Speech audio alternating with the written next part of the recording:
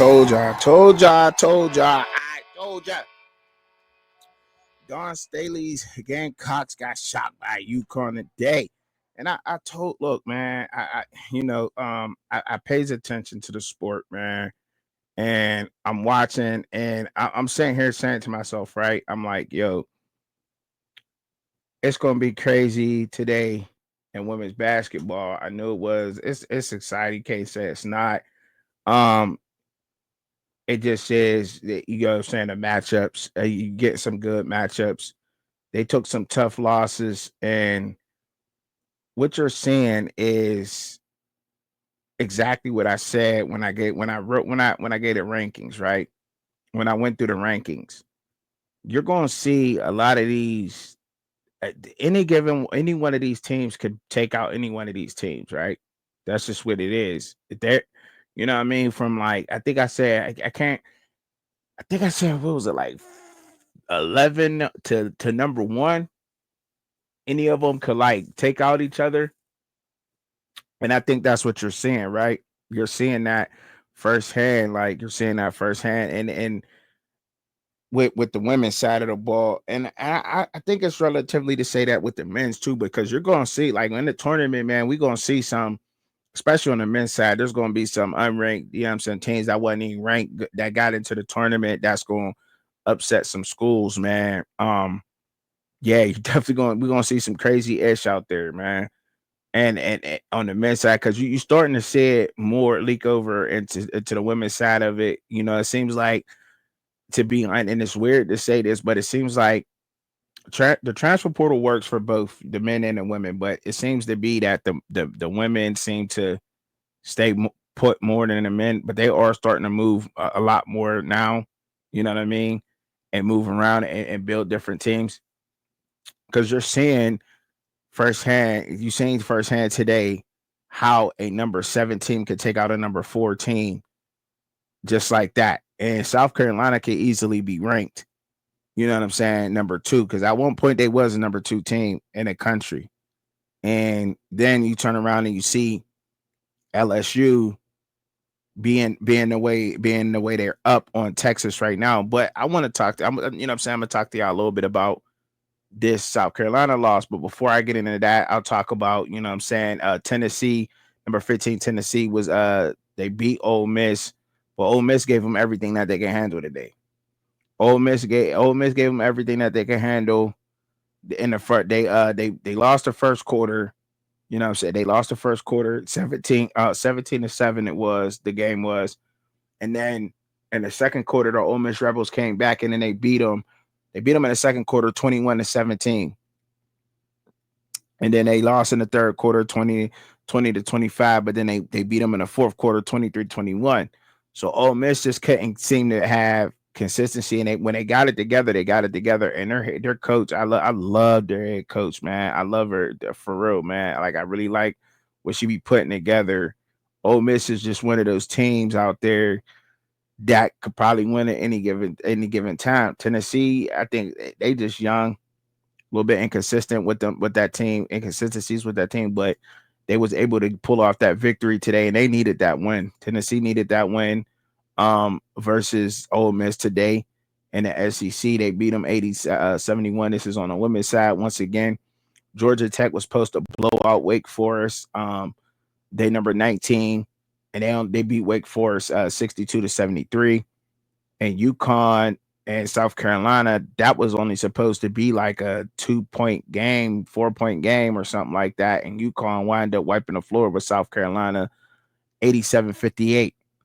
And that largely happened because they allowed those guards to get going. Like when you let Sarah Strong get 13 rebounds in a game, you know what I mean? When you get out rebounded like that by one person, and Sarah Strong is going to do that we're definitely going to do that for UConn. She's going to do that for UConn every single time. She is an untamed beast on the court. And then FUD affects the game like crazy. You got those when you let those guards go off at UConn like that, you got Isa Fudd, Caitlin Chen, and Paige Beckers. When one of those girls get going, and one of them are going to get going, Caitlin Chen is just so damn fast on the court. Her speed, she just blows right past you for UConn. It's just crazy. It really is. It's crazy the way that their speed is, and that team was built and retained just like how South Carolina was. So UConn is going to definitely be a force to be reckoned when the tournament comes.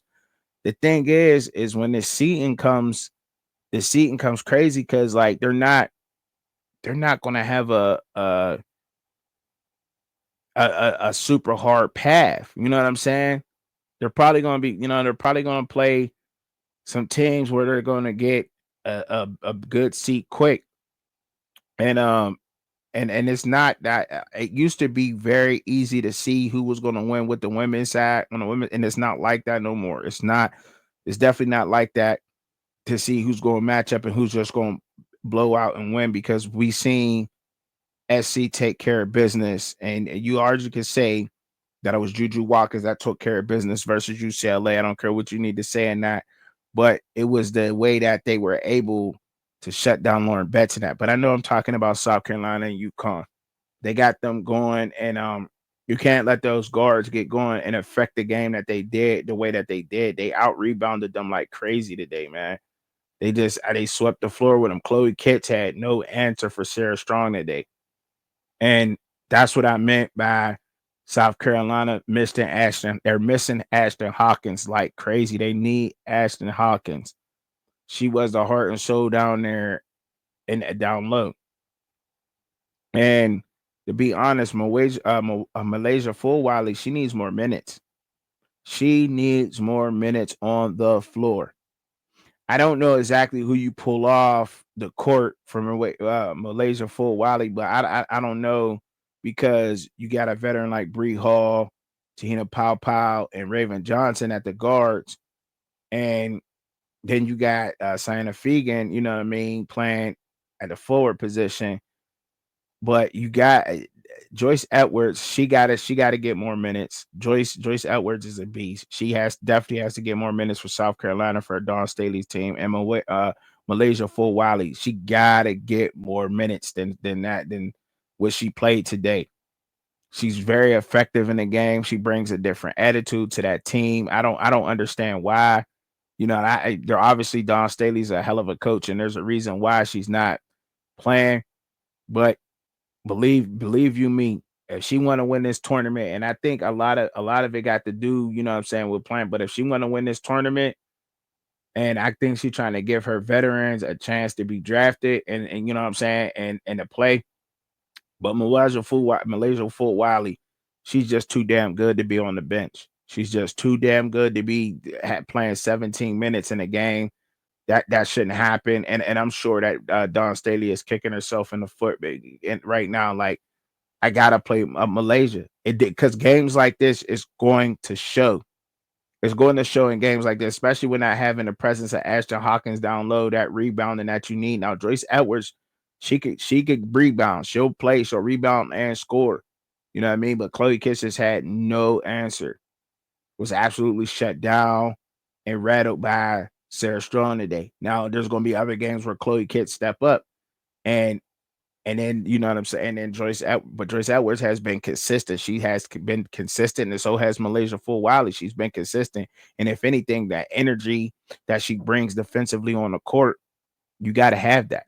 You got to have that. There's no way that she should not be playing that many minutes because if you look at UConn and the way that they played their stars in the game, they played tournament style ball. He came out with a very good game plan versus Dawn Staley today. They played tournament like ball today. I think it was only like what 6-7 people that had the majority of the minutes. Ashlyn Shade, KK Arnold, Caitlin Chen, Eliza Fudd, Paige Beckers, Jonna L. Affey, and Sarah Strong, where they played the majority of the minutes of the game. And that's who you're gonna see in the tournament play the most. That's exactly who you're going to see playing the tournament the most. That same exact lineup right there. You're going to see that in the tournament from UConn, and they ran that lineup on Dawn Staley today, and they beat them, and he blew them out. That's a 30-point game. You might as well say, I mean, it's 29 points, but damn, you might as well say that's a 29-point game. Tina Powell only had 10 points, 1 rebound, 2 assists. Raven Johnson didn't score at all this game, at all. They had turnovers, killed the team. Um, Not to say that, when you don't score, there's not other ways that she can't. That Raven Johnson, she brings a different presence, even though when she don't score. But Bree Harden have no assists. Tessa had no points. The 3-point was off the day with her, no points, and she played 19 minutes. You out there for 19 minutes and you can't get it and you can't score. That hurts the team. But I'm sure they know that.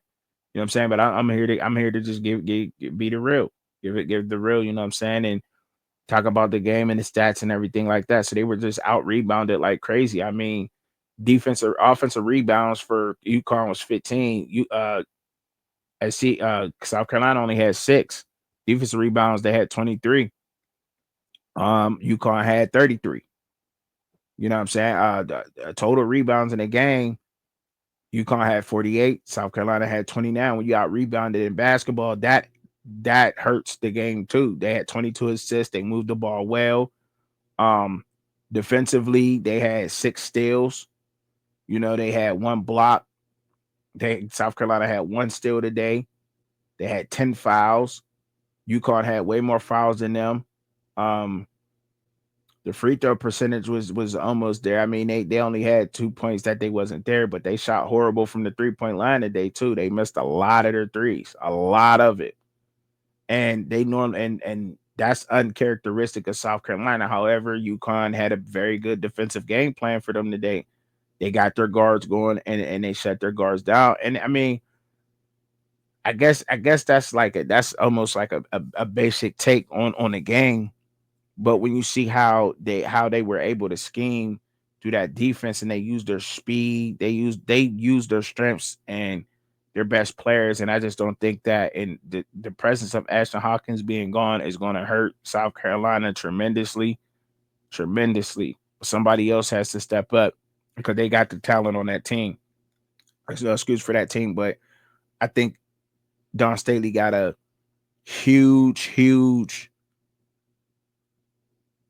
decision to make, and I wouldn't want to be here to make the decision because sometimes they have good games, sometimes you don't. And I get it because we just took our last L. We took an L in the last game of the season to a team that I don't think we should have lost to at all, and we wound up getting beat on by them.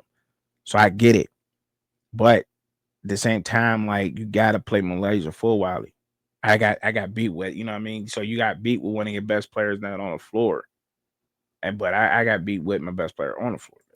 My bench gave it up.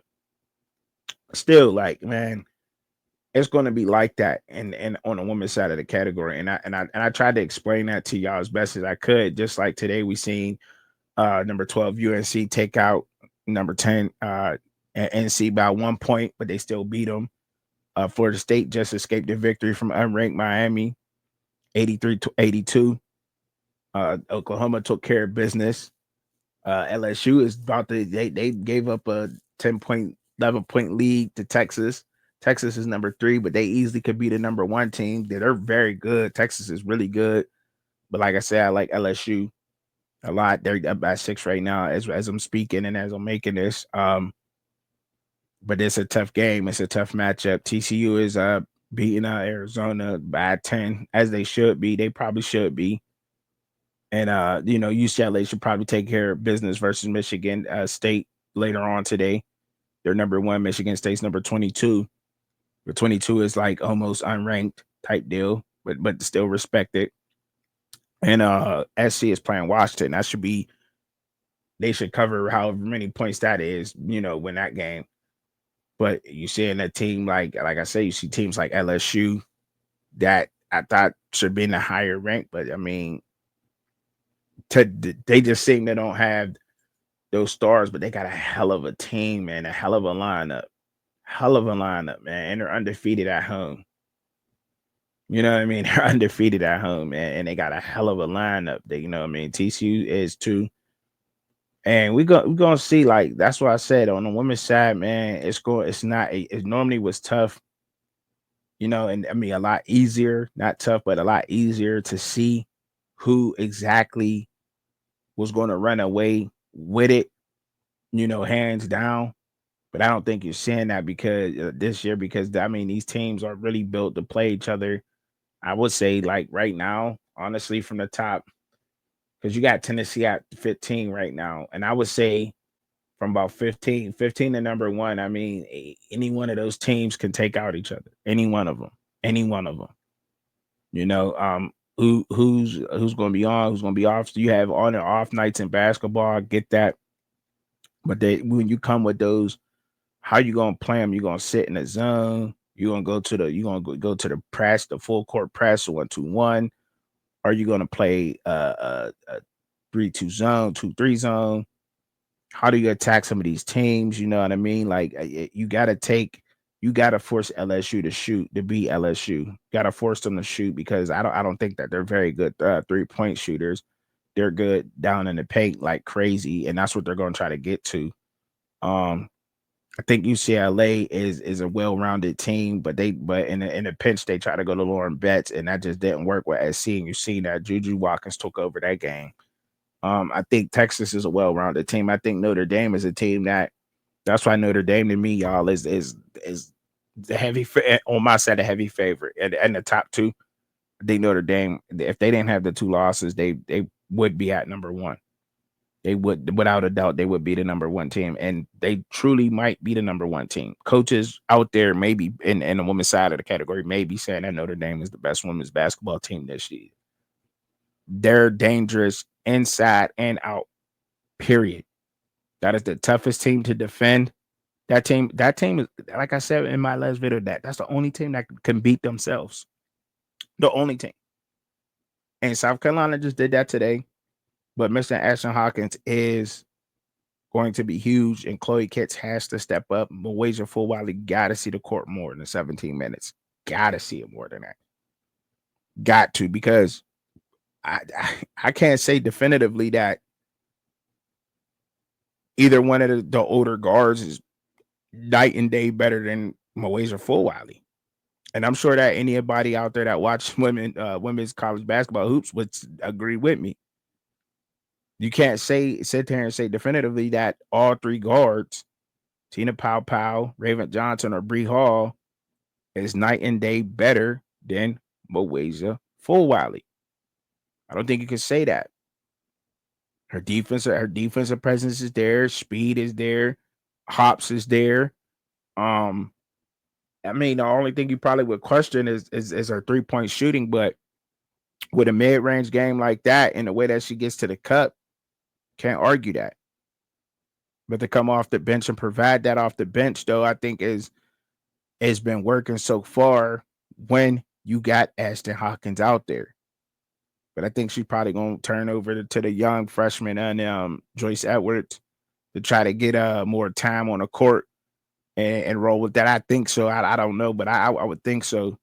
To try to get just some more presence down there, some rebounding, because especially when you playing these top teams, but they'll bounce back. And Dawn Staley would definitely had them ready in the tournament.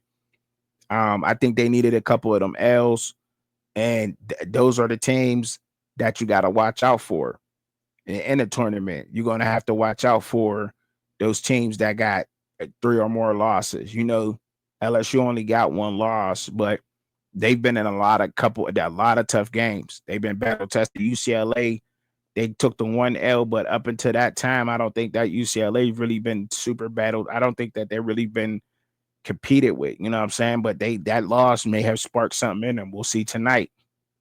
We'll see tonight what they do with Michigan State. We'll see how they handle Michigan State tonight. Are they going to come out on fire, just put them to bed, or are they going to let them hang around?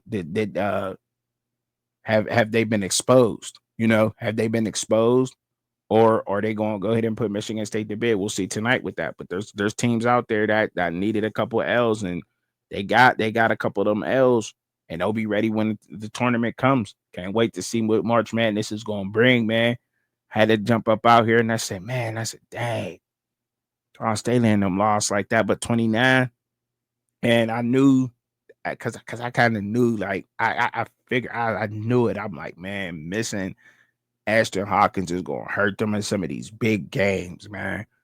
It's going to hurt them, and they knew that, but they got the talent to step up, and I think that they just seen it like we got to have that presence. Like we got to have that presence. They really was able to corral the basket, like, and they gotta, close out on defense better, close out and everything. And that's the same thing with a lot of these super talented teams, man.